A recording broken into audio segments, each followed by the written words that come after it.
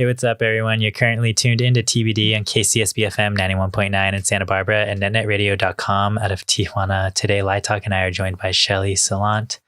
We first heard about Shelley's music when she passed through Santa Barbara on tour with Deadbeat Beat and played at Bico. Her solo music under her project named Shells reminds us of long summer drives down the 101. We're stoked to have her on. How you doing, Shelley? I'm doing good. Thanks for having me. Yeah, thanks for being on. So I guess we were kind of like chatting about like doing radio and stuff remotely, but I guess like what else have you like adapted over? I guess like what is like the last year, I would say, just to like make it shorter, because we used to ask like what has like the pandemic been, I guess, for you, but that's also a very long time. So maybe just like the last year, what have you been up to? Have you picked up any new hobbies or like new hobbies? I don't know about new hobbies. I feel like I know you said the last year, but I guess I'm just going to talk about the whole pandemic. Yeah, do it. Like 6 months, I think I was kind of like too depressed to function. Yeah, that's fair. Then I kind of leveled out after that. And before the pandemic, I was like basically never home. Like I was always like, gotta go here. Oh, me too. Yeah. Gotta go here. So I spend a lot more time at home.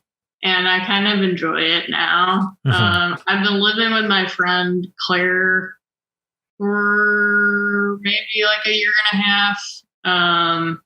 We live together in Southwest Detroit, and we do a couple different radio shows together, mm-hmm. and we're also in a band together called XB. But I'm kind of just like a lot more of a homebody now. Oh, nice. And I used to always be up until like 2 or 3 a.m. Now I go to sleep at like 10 p.m.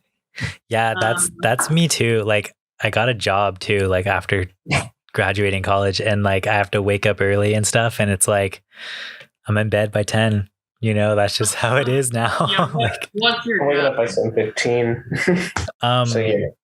Yeah, Maddie, you know how it goes. I guess like I like study geography in school. So I'm doing like computer mapping.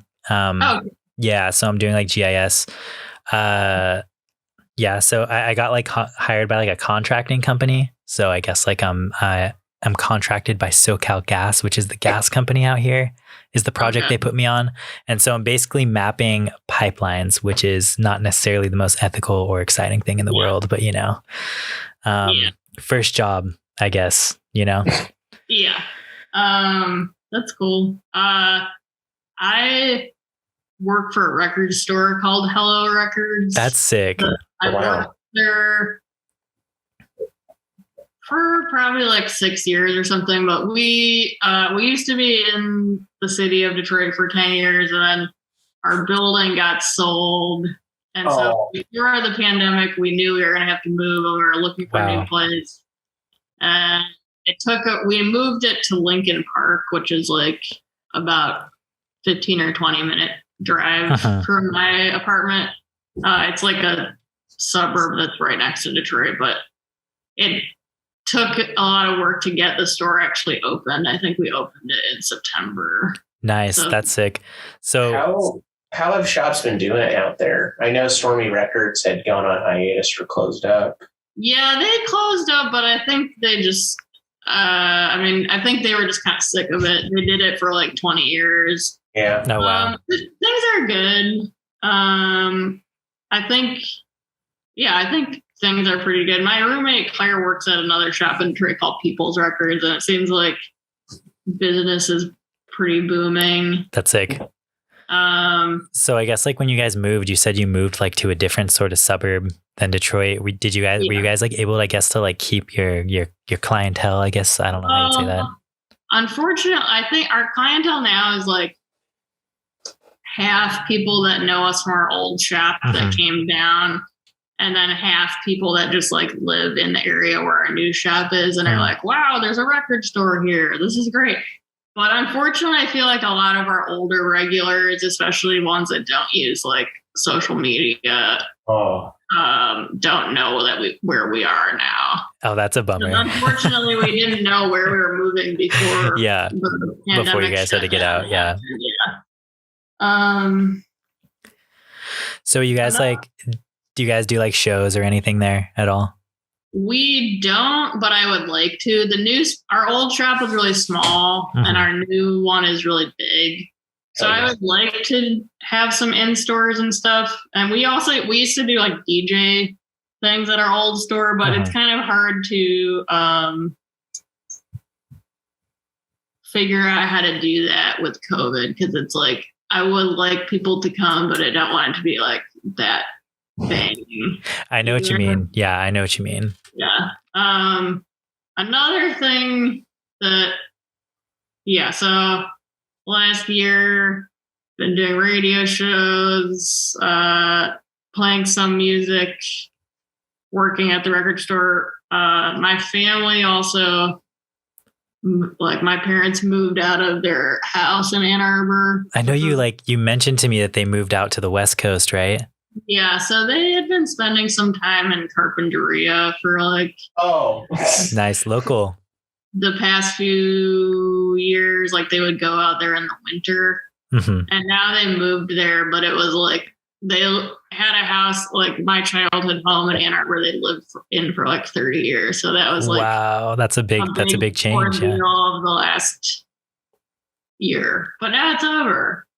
Yeah. But yeah, and my sister actually lives in the city of Santa Barbara now. Oh, really? Oh. I don't know it well enough to say what neighborhood she's in, but yeah. Have you visited Santa Barbara since they've moved or anything? Or yeah, my roommate Claire and I drove. Like my parents moved out there, but their car was still here, so we drove their car out there for them. Oh, that's sick. So it was really fun. That's cool. Got to do a road trip, hang out in the desert and stuff. Well, if you end up flying out to like visit, we'll have to catch some shows and stuff. Yeah, that would be fun. Are shows happening again? Yeah, shows have been pretty active out here. Yeah, I know Maddie's down in San Diego, Escondido area. I'm throwing shows primarily in Ventura. It's actually kind of like a sad thing. The Santa Barbara scene is just dead, dude. It's just dead. What about the Bico house? Dude, Bico is like dead too, which is like very sad because it's like a co-op, so it's like it's just dependent on who's like running it at the time. And very familiar with that situation. Exactly. So it's like and like they were trying to run shows. You could tell that the person that was like running the shows like isn't into DIY culture. They're kind of just like, this is my job, book it, and right now, like, we've hit them up to be like, hey, can we have a show here? And they're like, we're not doing shows because of COVID, which is like understandable. But also it's just like shows have been happening like everywhere. And you guys are just like, I don't know. I feel like they also just don't really understand, like, I guess like the weight of like what Bico was at that point, like there's like old heads like in punk bands from like the like people that have been playing in punk bands since the 90s that have moved away that since want to come back to Santa Barbara, and they're like, we try to hit a Bico and they just don't even respond to us. And I'm just like, happens, Yeah, I mean, I feel like those kinds of things are like so cyclical that exactly it might not be dead forever. Exactly. Like, it just there'll probably be some kids that move in there that are like stoked. Yeah. Few years or something. Yeah, in like a couple years or something, you're gonna get those kids that definitely are gonna realize, like, I guess not necessarily the power, but like what they can do with the spot. They'll bring it back. But we've been throwing shows in like in the Ventura area, which is like right below Santa Barbara. Yeah. What kind of spaces are you throwing them in? So my friend Junior owns a barbershop, so he lets us throw shows in his barbershop. Oh, that sounds fun. Yeah, What's sick. The barbershop called? It's called Mucho Gusto. Okay. Yeah. Yeah, it's sick. It's like the perfect size for like little DIY shows, sometimes we pack it. We had some kids crowd surfing at a show last time, and I was like, this is a barbershop. What are you guys doing? Yeah.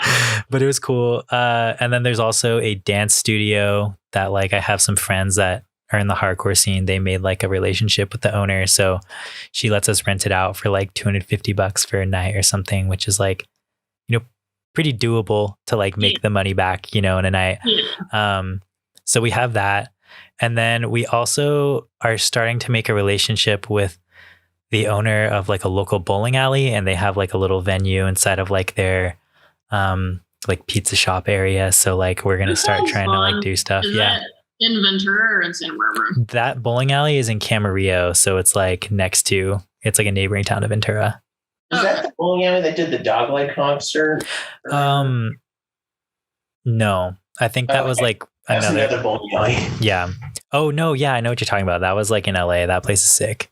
That's kind of like yeah. Yeah, we played on that Debbie Beat tour. We played at a bowling alley probably the day after the Bico show. Oh, did you guys? Was it All Star Lanes? Yeah.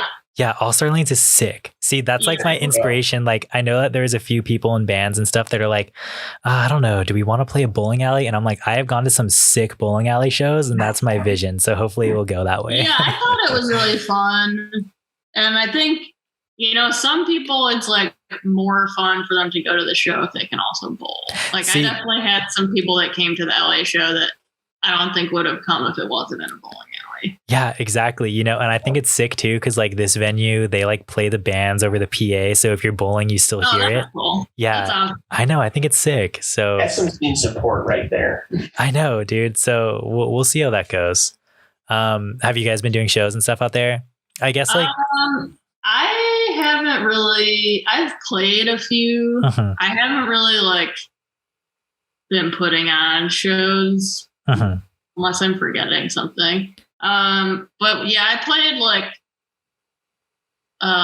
there's a place in Warren that some friend of ours own. Uh-huh. They used to, it's like an art space and they live above it. It used to be like some sort of like mechanic garage. That's cool. Actually, that sounds sick. Yeah, it is sick, but they also have, they had shows for a few years before the pandemic, but they also have a giant backyard. So they had a bunch of shows last year. So like I played a Shell show there, and our band, which is called XB, played there. And I feel like the outdoor shows I'm really into right now because everyone can feel safe. Yeah. Yeah, we also have a cool outdoor spot here too called like Perkins. It's like in this industrial area of like Port Hueneme, and there's like a big like cul-de-sac back there, and then a parking lot that is gated off that you can just like walk past the gate and everything. And so we bring generators and have shows back there, and those shows are sick, but it's like it gets so cold because it's right by the beach. You can really only do it in like the summer and like spring, so it's kind of starting to be the season. But yeah, I always love those shows. Everybody feels comfortable. It's just a good time. So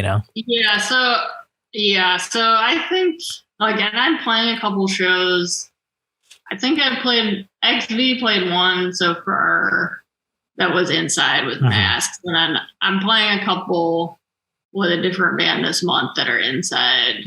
And I think they're probably just like mask suggested. So I'm kind of just like seeing how I feel. I don't know. I went to see the Sun Ra Orchestra the other night. Oh, yeah. It was amazing. That's sick. And I was anticipating being really like stressed by the crowd, but I wasn't that stressed. So I think it's gonna be fine. But Michigan is really cold in the winter. Yeah, like the winter is really long. But I'm definitely like thinking about I want to throw some outdoor shows this summer while it's nice. I actually like there's a few different places I'm thinking about trying to do them, but there's a new bookstore like a mile from here, from where I live. And I went to pick something up there today, and I noticed they have like a side lot.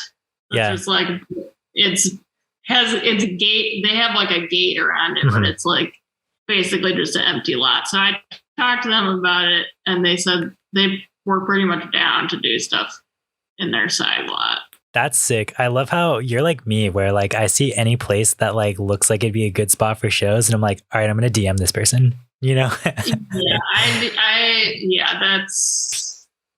I'm probably less like that than I was like 10 years ago, but I'm still kind of like that. Yeah. I guess actually that might be bringing us down to like one of the starting questions we want to get into. Oh yeah. Again, going back to kind of those just the influence there, at least your beginnings as a musician or some of the formative stuff you've been doing with DIY. We had seen an article from about a decade back that has you age 22 on the ground, and it's talking about all the different things you were doing in Ann Arbor at the time. But what really was getting you into DIY at the kind of start of 2010s there? Well, I grew up in Ann Arbor, which is a college town. So there's a lot of, it's not just a college town, but there was a lot of shows happening. So, I started playing guitar when I was like 12 and I was really into music, and I just kind of like started going to shows, like a lot of house shows and stuff when I was in high school. Like I have a sister that's like 4 years older than me. Her name's Daisy. She lives in Santa Barbara, but she was a big influence on me. And I had a couple friends who were like a couple years older than me that kind of just like told me about some shows. But I mean, I was basically just like wandering around in Ann Arbor and like would see flyers for shows. And I would, if it was all ages, I would just go kind of. But I always kind of feel like I was really depressed when I was in high school, and I feel like going to shows really like kind of like saved me in a way. Like I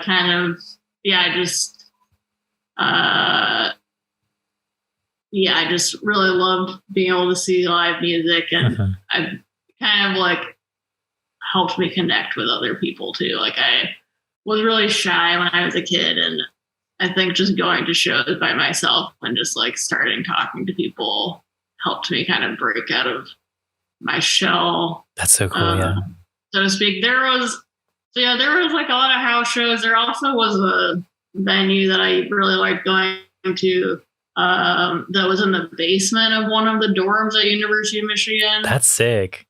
Which was called the Halfway Inn, because it was like kind of like half.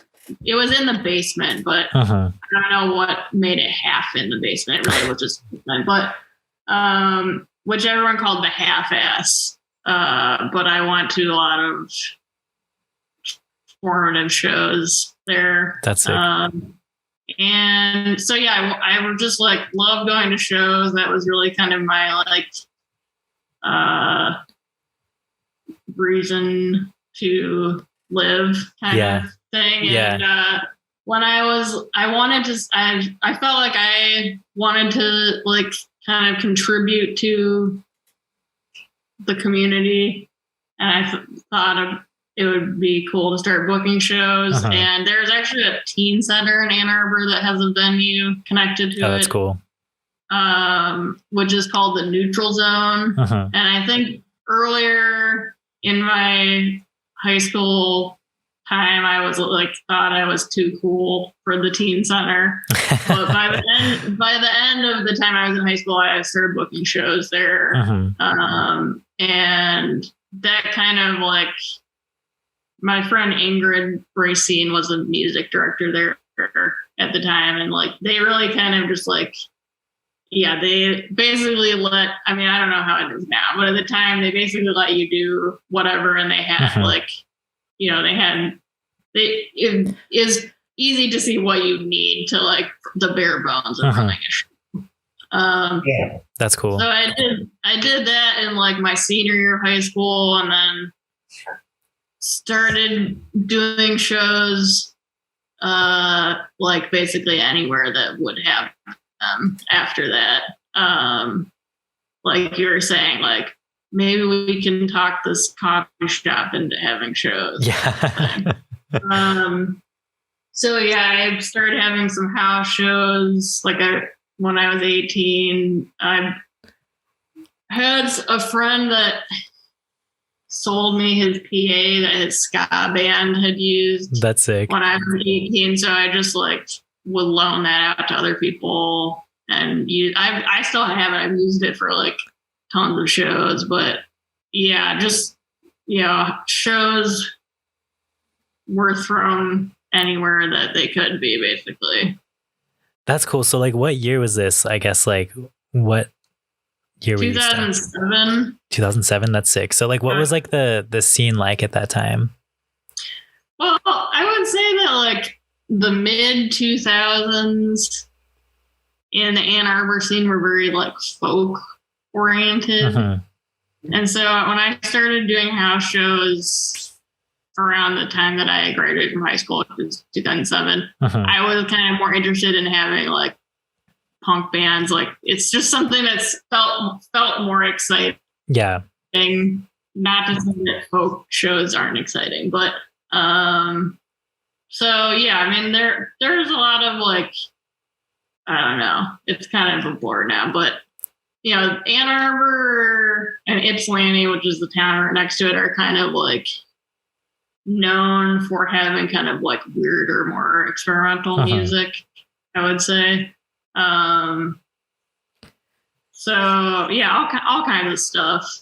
So I guess like, when did you start getting into like joining projects and stuff like that? So, you know, I played guitar all through high school, and I always wanted to join bands, but I just like, I don't know, I was too shy or something, or like I tried to start one with a couple people, but it didn't really work out. But when I was like nearing the end of my time in high school, started a band with my friend Johnny, who's a little older than me, and we played. I was the drummer in that band, and we played a show. He said he wanted to start a band with a drummer that had never played drums. That's so sick. I was like, that's me. So we played a few shows at the house that I had moved into, like after graduating from high school. That was a pretty short-lived band, but I had another friend. His name's Charlie Slick, who had like a synth pop band that was like synth pop party band. That's and sick. I started playing with him, where he would play like every house party in the Midwest, basically. Yeah. Was the DJ?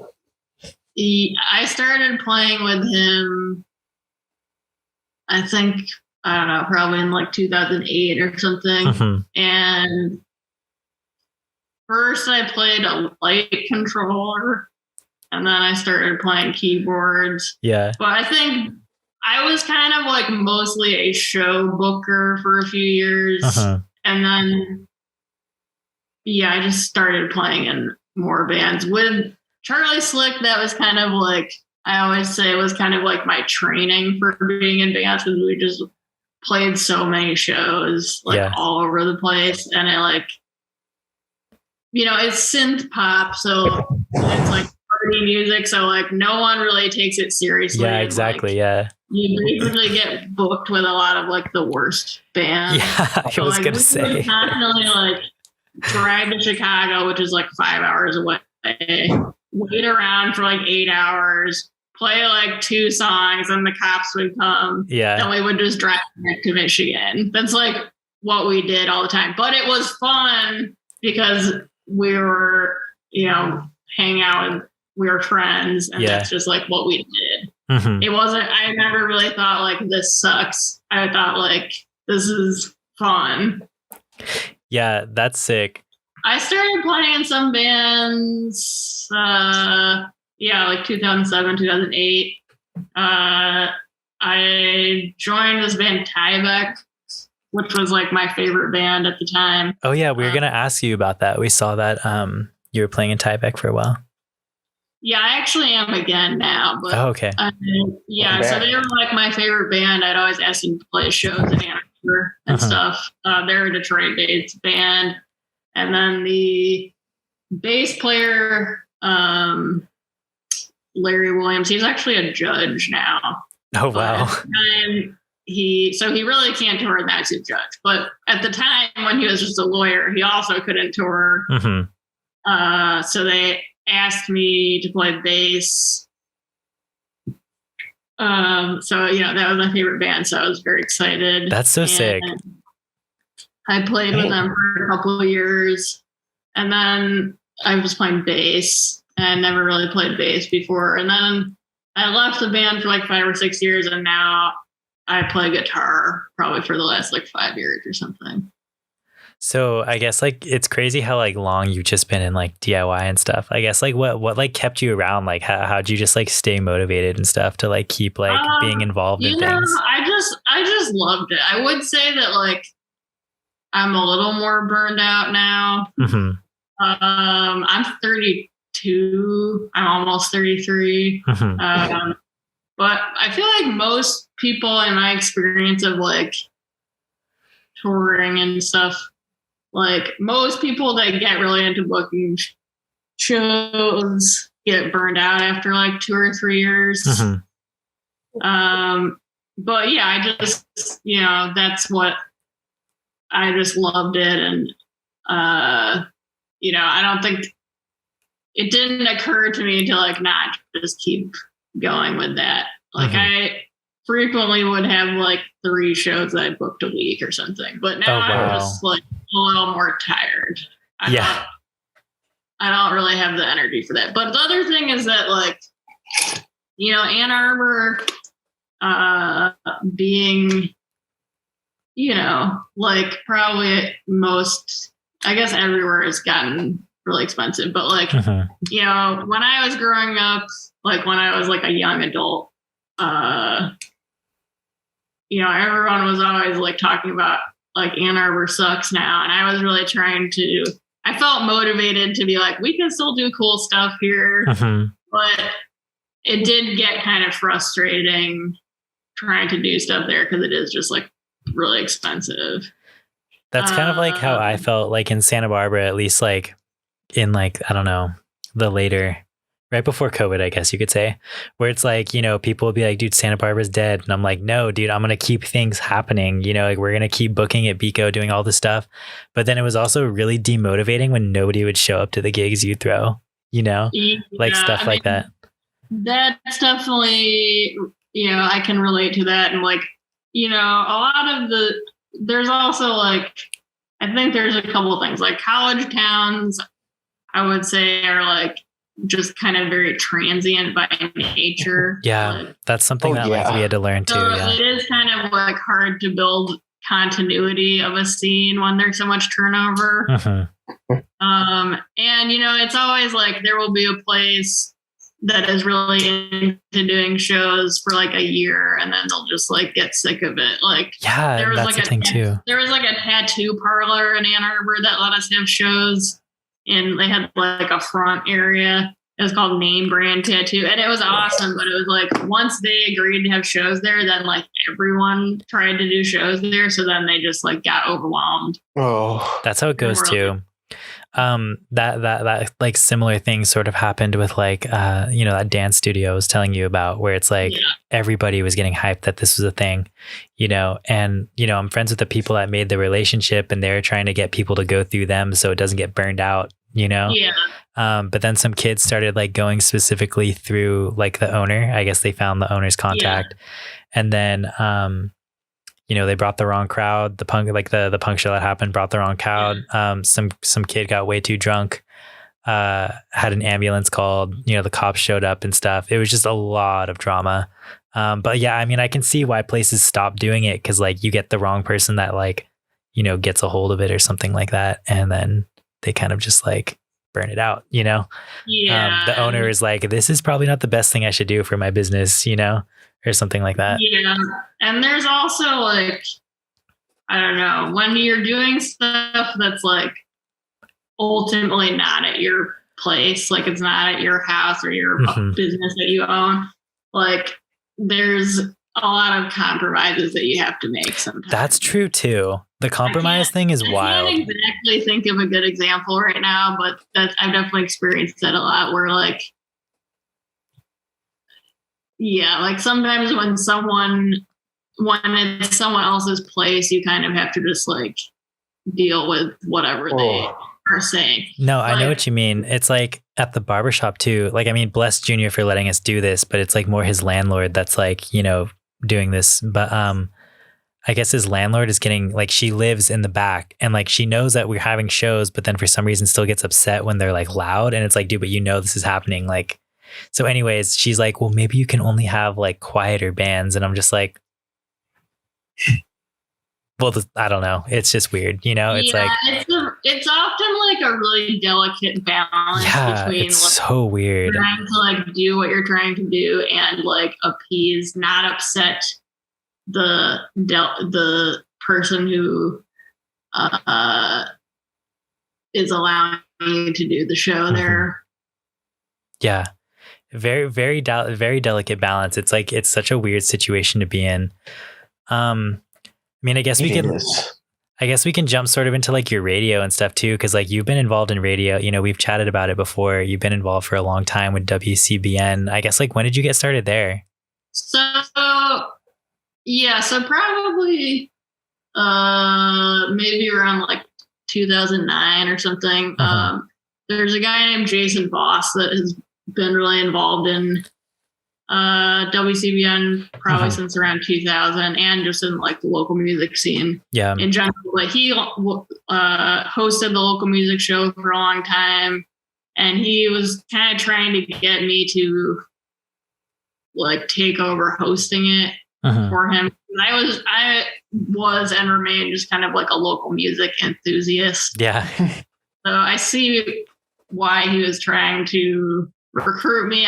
For some reason, I was a little resistant at first, but then I started doing it with him, and then I started doing it by myself, and that just kind of like, just kept doing that. I think it's a really important community project to like, for sure.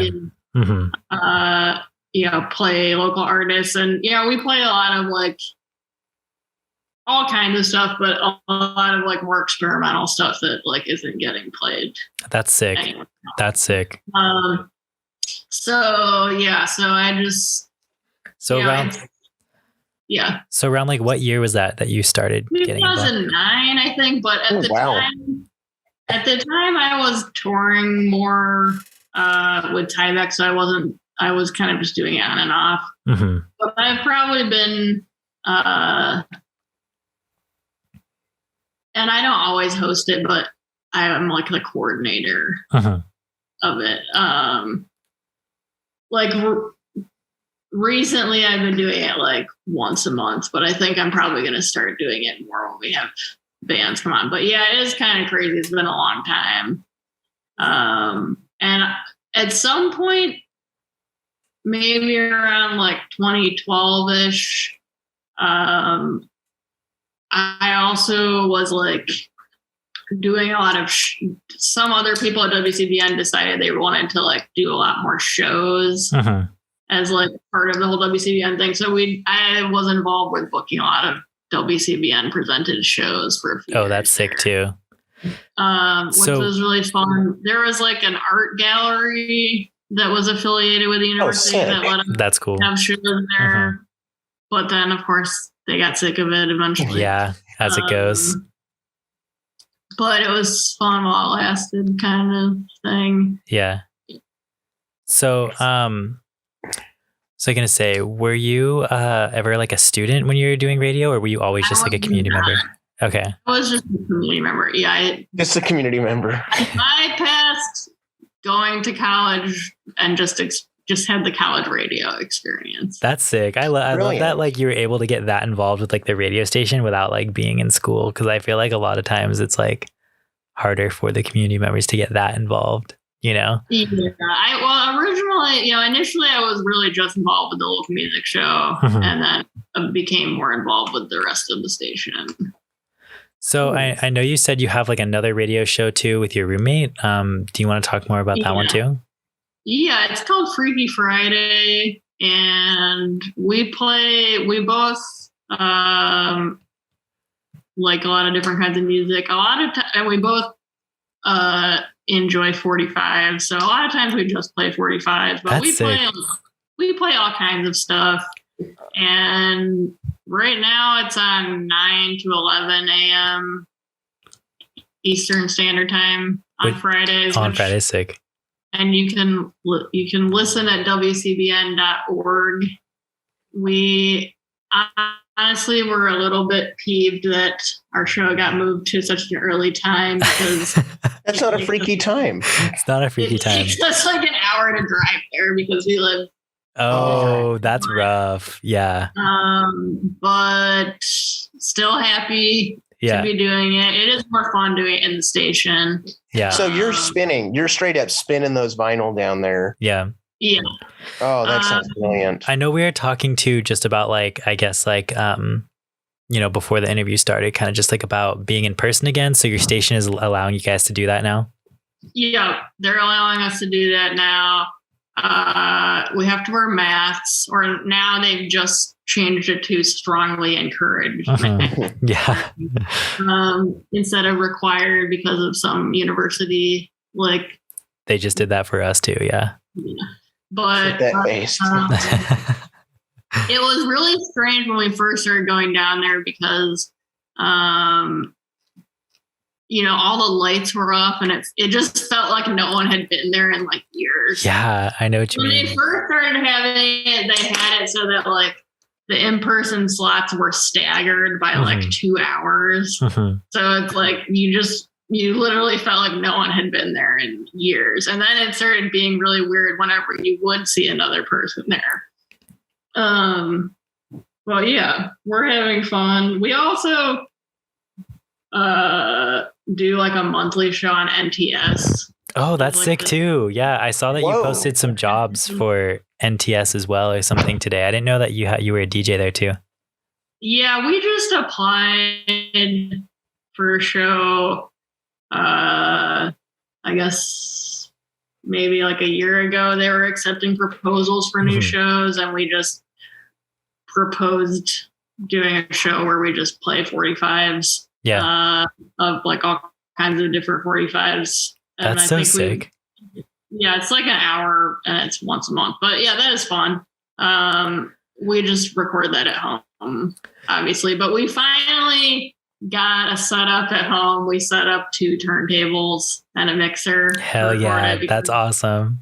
For like a year, we were recording all of these radio shows with 1 turntable into Audacity, which is like wow, that's rough. A little bit painstaking. And also like Audacity is very painstaking. I edit in Audacity. It's terrible software, but it does the job.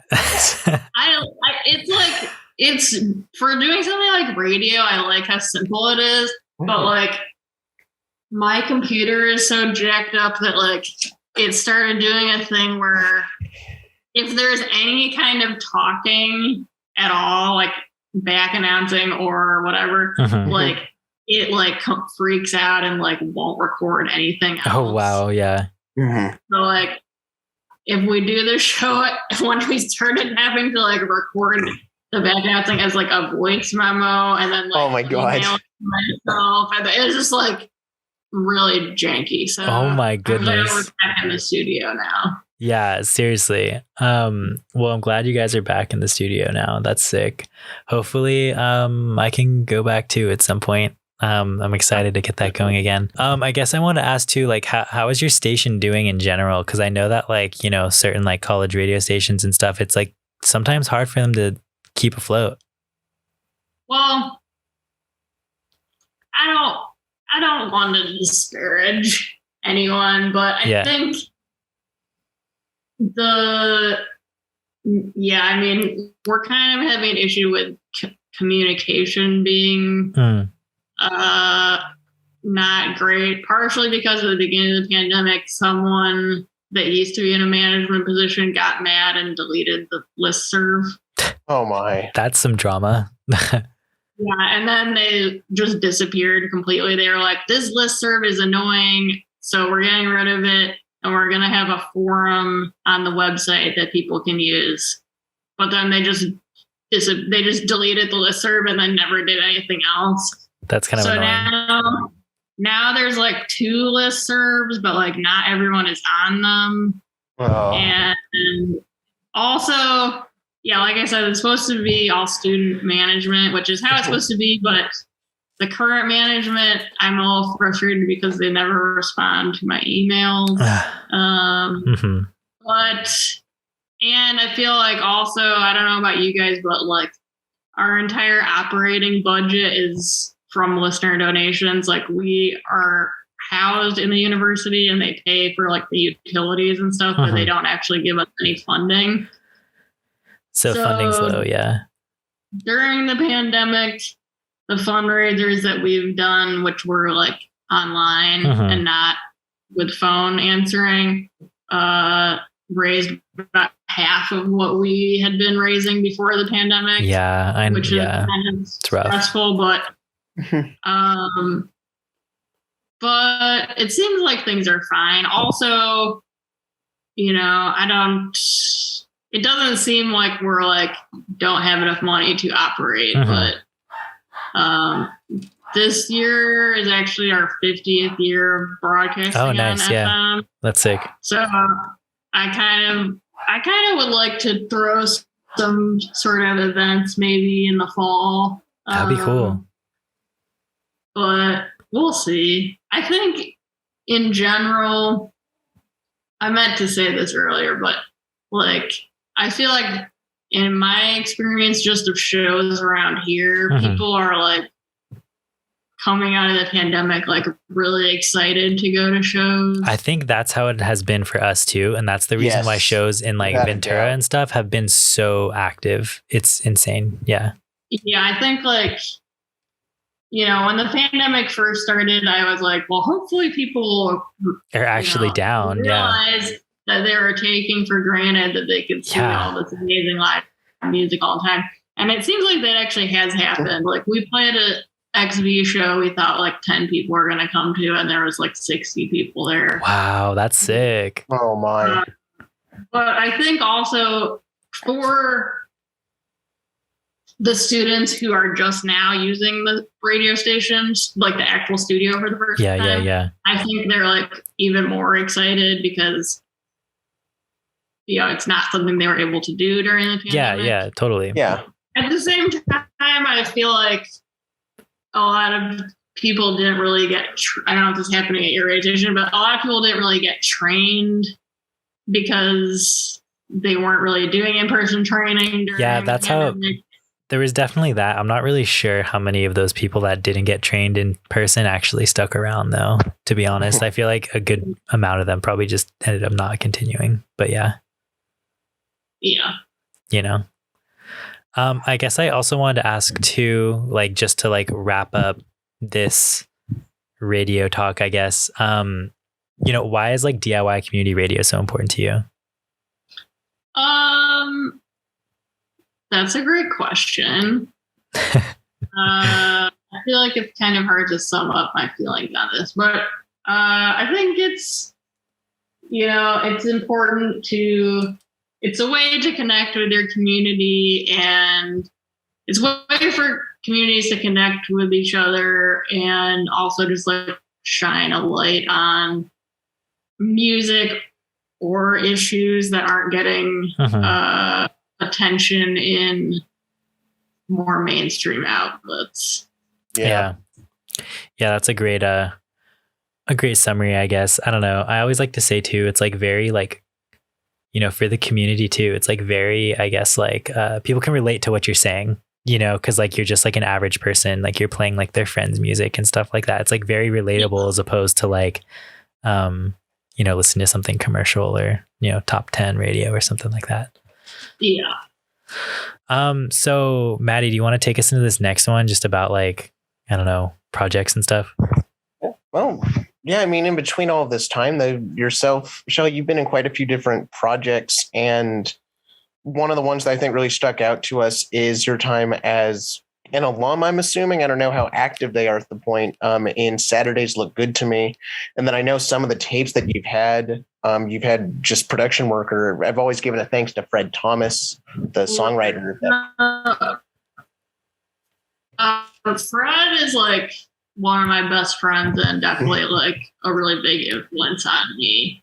I don't know if are you guys familiar with his work? Bits of it. There was that lovely piece on Bandcamp Daily that went through all of his work, the Lifetime Achievement. He has like a really vast discography, I would say.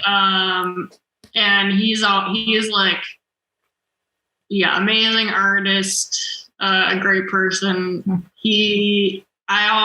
of my jokes, I'm always like, Fred, what'd you do yesterday? And he's always like, oh, nothing really. I just finished like 10 albums. So Fred, very productive. But yeah, I've been in a bunch of bands with him. Actually, so I was like a fan of his, and he worked at the record store in Ann Arbor that I then later worked at called Encore. I'd see him at the record store, and I would see him play shows and stuff. And then he posted on MySpace that he was looking for an intern for his record label, which was called Ypsilanti Records. So I became his intern, which basically I just did his mail order. He moved to Portland, Oregon. But that was kind of the start of like us being better friends. And he was living in Portland and New York for a few years, and he moved back to Ypsi, Ann Arbor, and we started a band together called Swimsuit. Oh, nice. I was a drummer, and he played guitar and sang. And Saturdays Good to Me is a long-running band of his that's had a lot of different members. I was a big fan of the band, so it meant a lot to me to play. I played guitar, but I think there was a few shows I played bass at also. Oh, that's sick. And that was maybe 2012, 2013, 14 kind of thing. Yeah. But I will say another thing, Fred is a really big influence on me with like his actual music, songwriting, guitar playing, drumming, everything. But also he's had a bunch of labels. Yeah, there was the tape label as well, I believe, Lifelike. Yeah, Lifelike has been for like the last, probably since like 2010. But in the 90s, he had one called West Side Audio. Oh, that's sick. And then he had one called Ypsilanti Records that I was the intern for. But one thing about his style of doing a label that has been a big inspiration to me is like, just, there's a lot, I think we can all agree that like a lot of the best bands just last for like basically a flash. Yeah, exactly. Yeah. And a lot of things, he's put out records or tapes for a lot of things that like no one would even know existed if he hadn't put them out. And that's been a big inspiration to me for the local music show. Oh, for sure. Also is like trying to like make sure that there's a document of the project, because they might, and there's a lot of bands where that's their only recording. But it's important to document, and we also for the local music show have a SoundCloud for like the last 15 years of performance. Oh, that's so sick, dude. That's so cool. But anyway, playing to get back to I guess what you're asking. Sarah's Good to Me was super fun band to play in. We've done a bunch of other collaborations too. Is it equally as fun as playing an XV or Tvec, or are those their own kind of entities? Every band is different, Yeah. Fred is actually also the drummer in Tyvek now. Oh wow, that's sick. And has been for like the last, I don't know, 4 or 5 years. And he is not in XV, but he's recorded our records. Wow. That's sick. And he's kind of like the drummer and singer of XB. My friend Emily is married to Fred, and we practice at their house. So he's not in the band, but he is adjacent to the band. Wow, that's incredible. Do you want to talk a little bit about XV too? Because that's like one of like your current projects, right? Yeah. Have you guys heard that band at all? Yeah, I honestly think it's sick. I listened to like the record that you guys just put out, right? Yeah. So my friend Claire, I live with, I keep pointing because I think she's in the other room, but yeah, it's my friend Claire mostly plays guitar. I mostly play bass. Emily mostly plays drums and sings, and we were all in another band previously called the Vitas with a couple other people. And that band dissolved after like a year or so, but the three of us wanted to keep playing. And it's like, it feels like a really special band that is it's kind of just like based on our friendship. Like we're all really close friends, but I think we just feel really comfortable playing together. I think that's so cool. And like, you can really hear that in like your guys' sound too. It's like very like playful. It's crazy that you guys have like a vinyl release too. Like that's pretty big, especially like right now. Yeah. Well, you know, the funny thing about that band is like, you know, the first record that we made was basically like a document of the band. And we didn't even know if the band was going to continue because Claire actually moved to Germany for like 6 months. Oh, but wow. at the time that she moved, it was like she was moving. It was an open-ended thing. So Fred actually put out our first record on his label, Lifelike, and just made 100 copies. So it was more like we thought it would just be like a document and then that would be it. But and that's it. It sold out in a day. Wow. And people were really excited about it, which was awesome, but also surprising because we never played outside of Michigan. Yeah. I'm not really sure. So the record kind of took on a life of its own. And then, you know, during the pandemic, Claire ended up coming back here and we started playing together again. Like we started playing together in my parents' backyard, and then we would play like in Emily and Fred's basement with masks on. They live in Ipsy. Yeah. And then now we play without masks after all getting vaccinated. But I feel like before the pandemic, I was a very show focused person. Like I would always like start bands and be like, okay, well now we're going to play a show. So we're getting ready for the show and like writing songs for the show.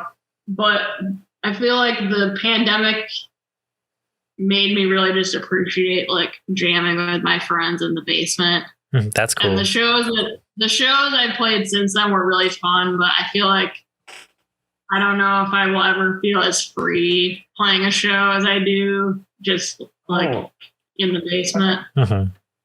I think that's like a fascinating insight there because really the project, maybe your longest running is your solo moniker Shells with the Unifactor tape Another Time. You have two beautiful long form jams, but there's a lot of different little snippets or cuts or pieces to that's happening. So, you know, that was actually edited from a lot of different smaller parts. And like it was, I didn't just play it start to finish. It was edited. But you know, Jason, who does that label, I sent it to him and then he like asked me for song titles. And I was just like, well, it's kind of just one side. Each side is just like a piece. You know, it's not like, but I think that might be the last tape that I did.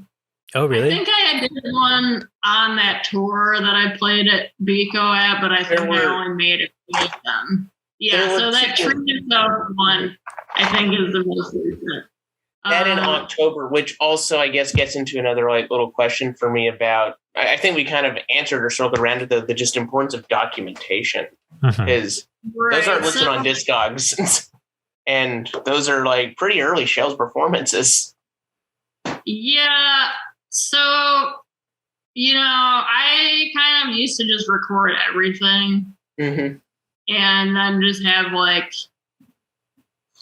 tons of like basically unlabeled cassettes where I would just be like, I don't know what this is. Sometimes I'd listen to it and be like, just listen to a random thing, be like, oh, this is pretty good.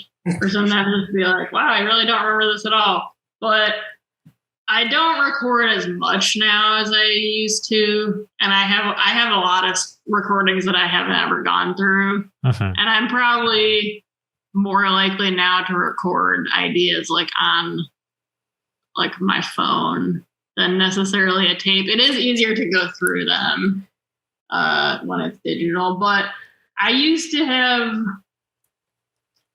practice space in Ipsy for like 5 or 6 years. That was like 24-hour access. Oh, that's sick. And that really, so like I used to like go there and jam until like 4 a.m. all the time. Oh, wow. By myself, or and like all my bands practice there and stuff. So yeah, so I guess those 2 tapes that you have are all the Octobers and the Trina Soph one. Those are live sets. So I do often record my shows, but I think those are the only ones that I've released on tape. So we've also heard you're doing an upcoming Astral Edition. Oh yeah. I really need to finish editing that.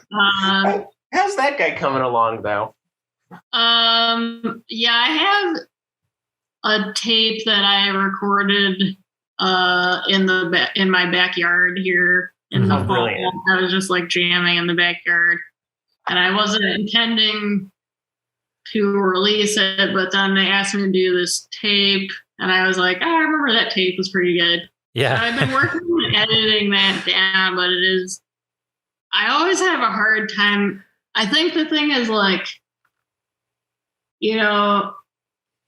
it's hard with a solo project, at least for me, because when there's other people involved, you can bounce off of each other. Yeah. But when it's just your thing, then you're like, you can't. I stop being able to tell whether things are good or bad, or like whether I like something or not, and that's why like Fred has been a really big help to me for the records that I've done with him.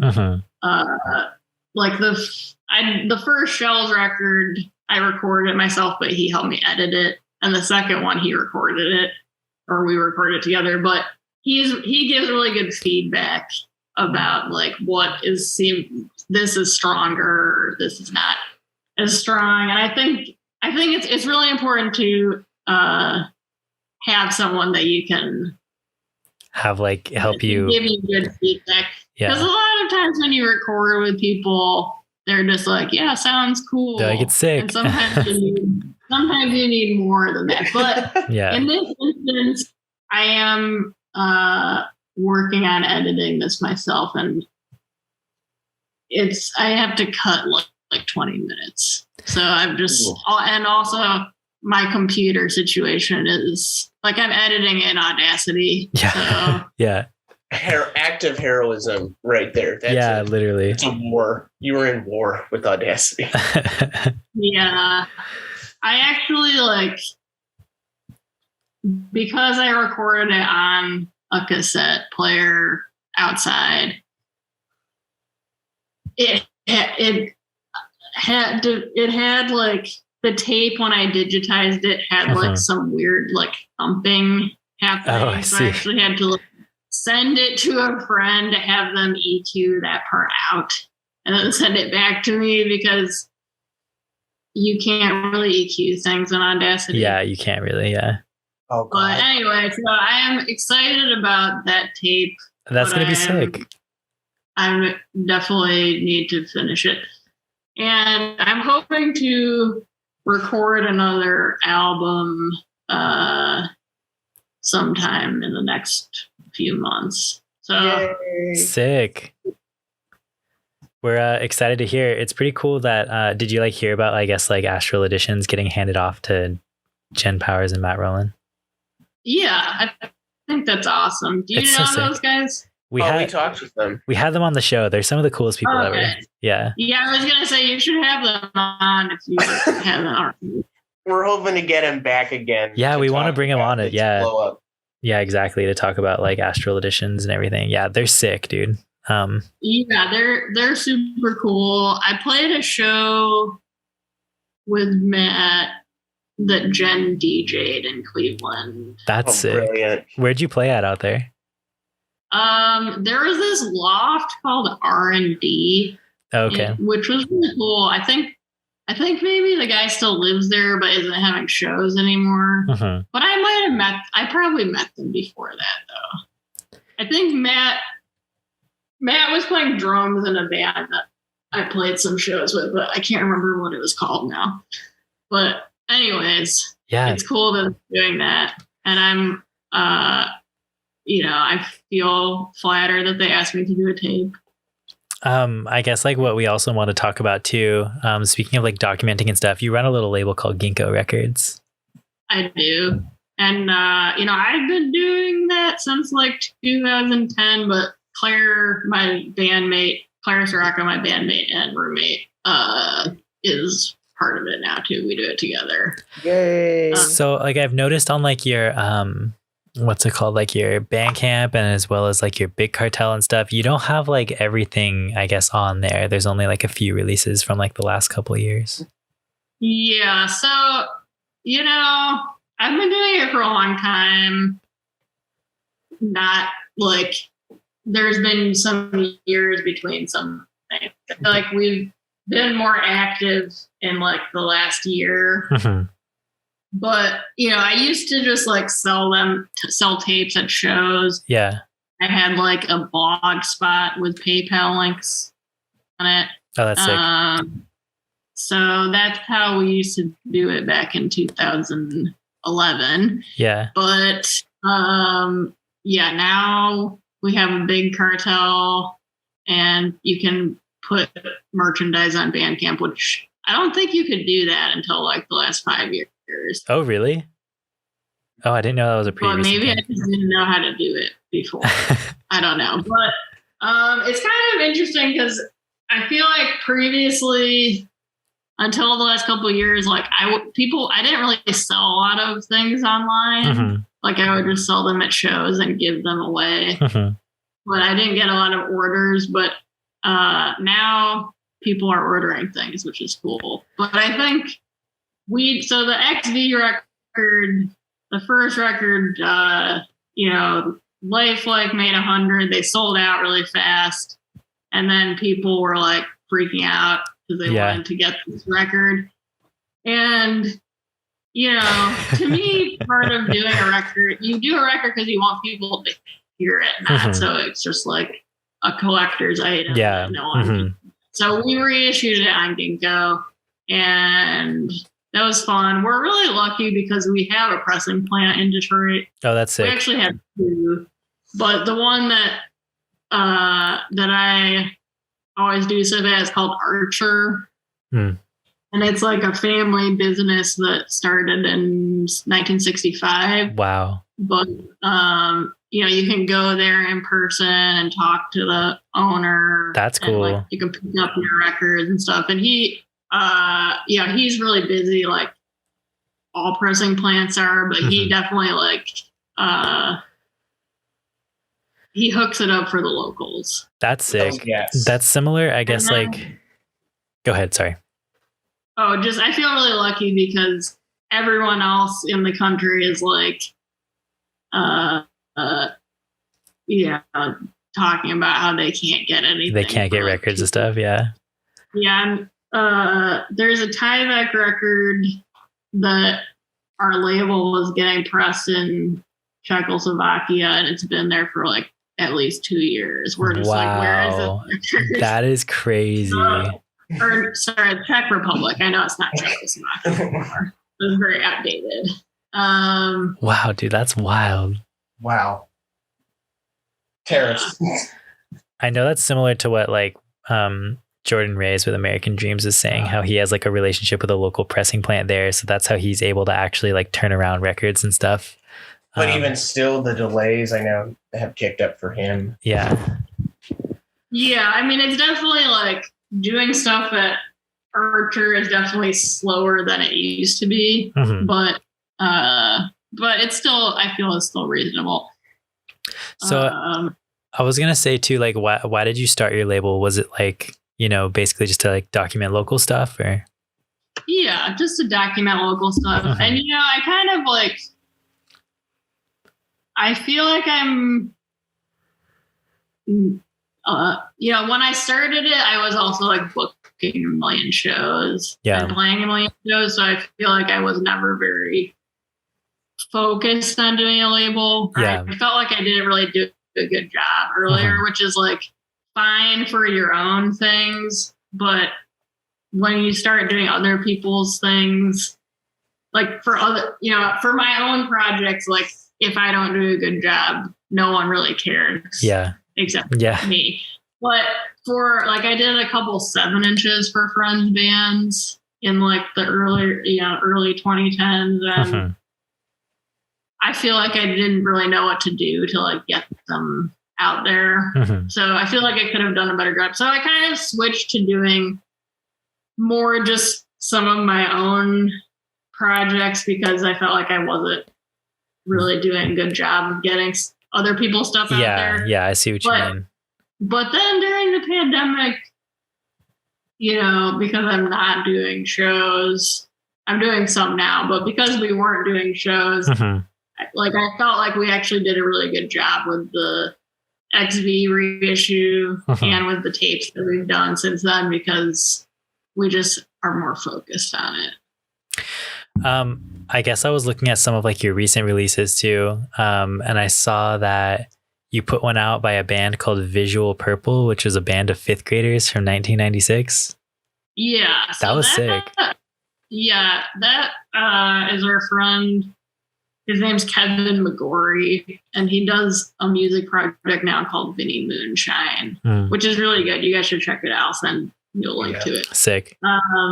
But yeah, during the pandemic, he posted his preteen band Visual Purple songs on YouTube. And I was really blown away when I heard it because I just thought the songs were really good. Dude, it's insane how like good it is. Like I was listening to them and I was like, wow, dude, I feel like most bands want to sound this good. I know.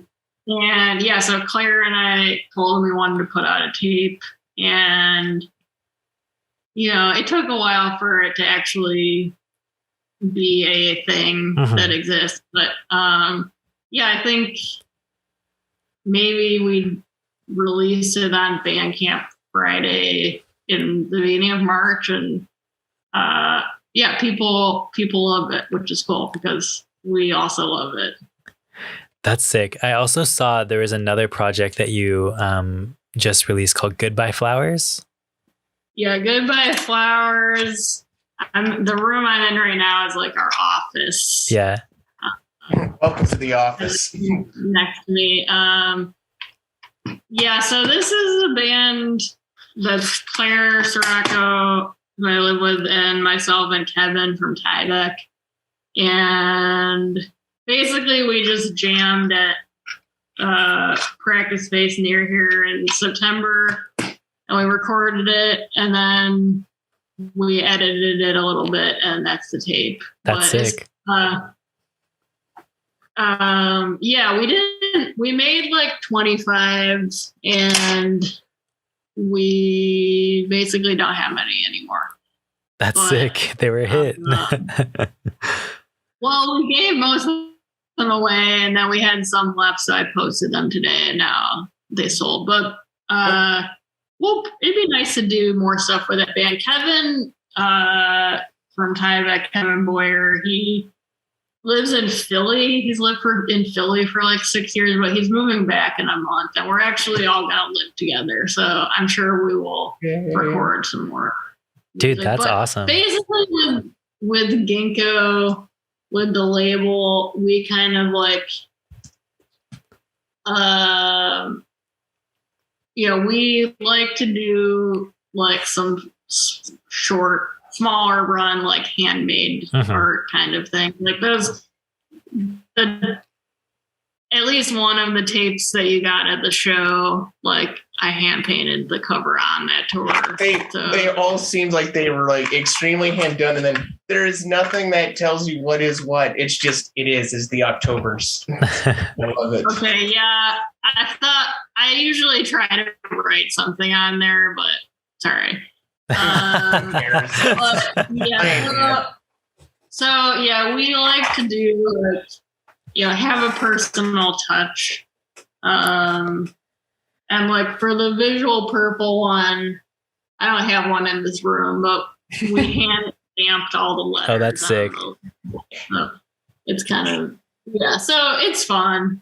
That's cool, dude. I think that's really sick that you guys just have had this label for so long. Like that's a long time. Yeah, it kind of is, but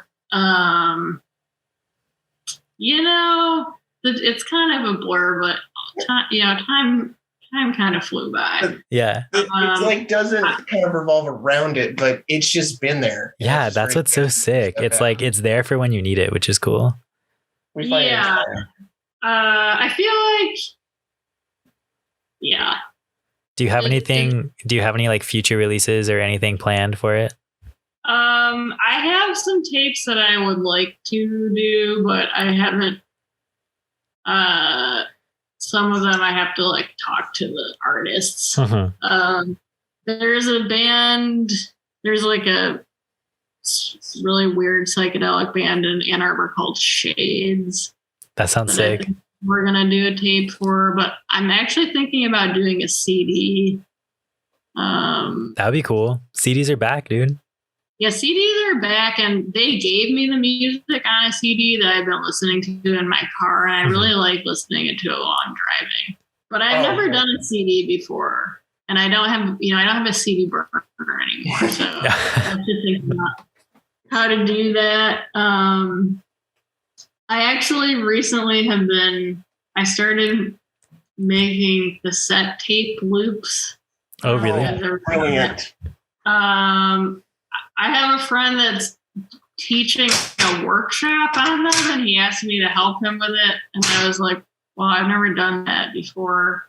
And he was like, I'm sure you can learn. So I've started doing that, but I actually found a couple copies of like some of the first tapes that I did on Ginkgo. So I cut up one of those tapes that I've been making loops from like one of my first solo tapes. So that's kind of fun to like reinvent the 12-year-old work. That's sick. So I think that kind of just about does it for the questions that we had written, but we do have a couple just like listener questions that were submitted. Do you want? Oh, sure. Yeah. Do you want to take those? Yeah, sure. I saw you post that, but I was like not thinking anyone was gonna submit a question, but yeah. We always get like a couple. So this one is kind of weird. It says, if you said something that were to be quoted for future generations, what would it be? I'm just going to say what I'm thinking of, which is not an original quote, but it's a quote that someone else said that I thought of today, which was William Parker, the bassist. Okay. He played in store at the record store that I used to work at in Ann Arbor. And he said, one of the things he said was, it's all right if you only play one note. You just got to make it your note. Oh, that's a good quote. Wow. That is really good. I think about that a lot because I think like, it's for me personally, it's not really, I'm not as interested in like technique as really like what you bring to something. Yeah, exactly. Yeah. Everyone has something that they personally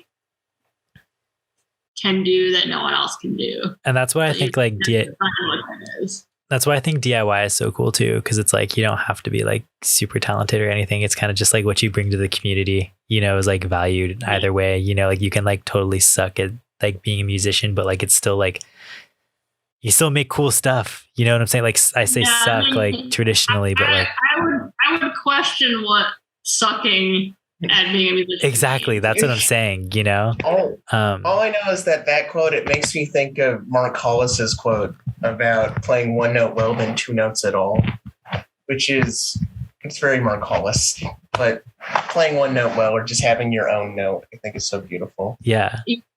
So, yeah. So this next one says, thoughts on boba.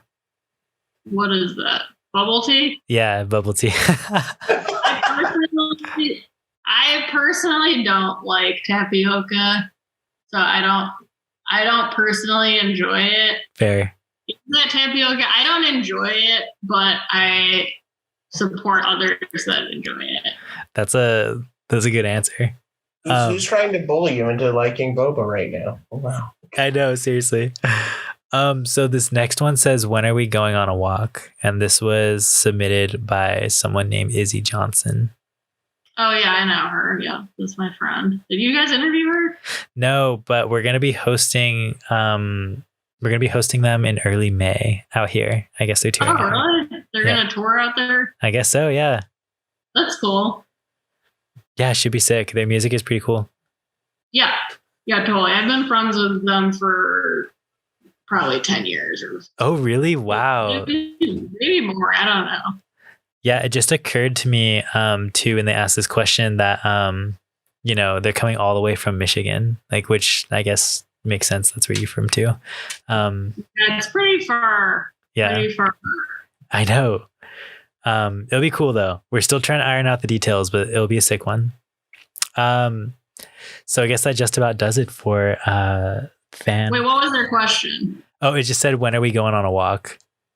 Oh yeah, we gotta do that soon. That was Let's just pencil that in. That was good. Yeah, just pencil it in. Yeah. I will have to get in touch with them. So yeah, thanks for having me. Yeah, for sure. I guess, like, where can people keep up with all things Shelley? Well, Bandcamp is ginkgorecords.bandcamp.com. There it is. That's, I don't really have like a central place. I guess there is, not to just give a bunch of links, but we have an archive on SoundCloud of the local music show. Oh, sick. WCBN, which is soundcloud.com/WCBNLMS, which stands for local music show. Yeah. We also have a SoundCloud archive for Freaky Friday, which is me and Claire's show on WCBN. And that is soundcloud.com/gay communists for socialism. Heck yeah. And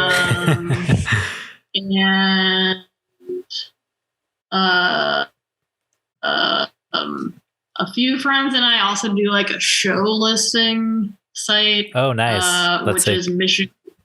It's michiganhappenings.org.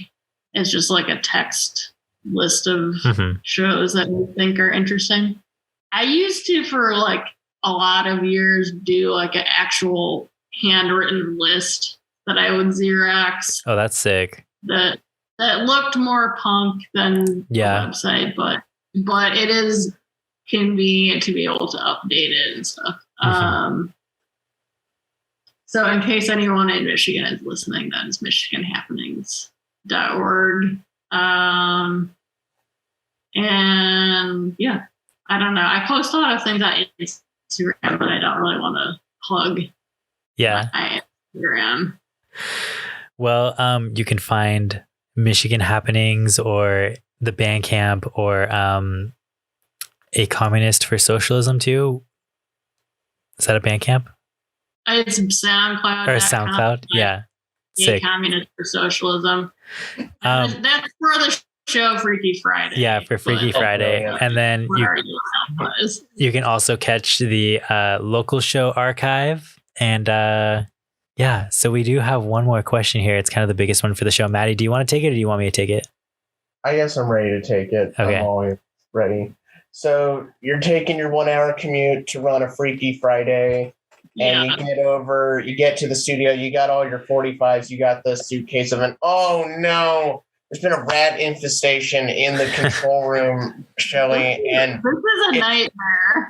And it's just this lovely little rat, and it's a white lab rat, but he's so shocked he sees you walk in and he just jumps straight for your mouth. And the only thing in this case that you can do is determine if this rat's going to be head or butt when it jumps in, and why. Oh no. Also valid answer. Wait, so I have to predict whether its head was going to go in my mouth or its butt? You have to choose the choice, the illusion of free choice. Your preference, yeah. I mean, I just don't see how it could be the butt unless it did a backflip or something. So I would think the head. That would really be a disaster. It would be a very big disaster, yeah. You're so sorry. That's why we're not allowed to eat in the FM studio. There it is. Yeah, exactly. Everyone needs to remember that. So yeah, I guess I'm going with the head. Nice. Logical. Logic. Logical.